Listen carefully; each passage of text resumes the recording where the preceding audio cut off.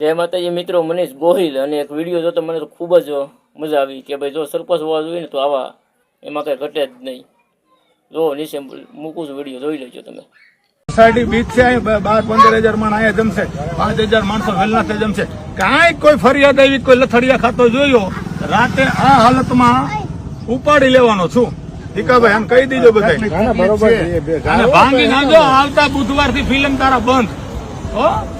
ભાઈ ધંધો કરો નકર વેતી ના પડો તમારા ગામ. મારે કાંઈ તમે શું તમારા બાપનું ગામ છે? એવા દીધા આશરો આપ્યો ગરીબ માણસ ગણીને, એટલે અમારા ગામની પત્તર ઠોકવાની.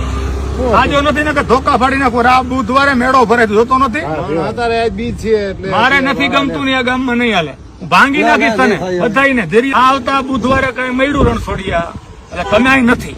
હું 100% સવિનય કાનૂન ભંગ કરી કોઈ પણની રજા અધિકારી લીધો તમારા મકાન પોતે પાડી નાખીશ. હું આ ગામનો સરપંચો, જવાબદારી મારા માથે. 5 વખત મને બનાવ્યો છે. હવે મુનાભાઈ ને રાક્ષસ ન બનાવો તારું, બાકી મમરા ભરી દઈશો. અને તારા લોર્ડ ગવર્નર ને કહેવાનું છું, અહીંયા બુધવારે મેળો ભરાણો. ધીરિયા કહી દીધે મત બત ની કાંઈ જરૂર નથી. મત છે ને કાઢતા આવડે મુનાભાઈ. હવે મુનાભાઈ આમ નથી.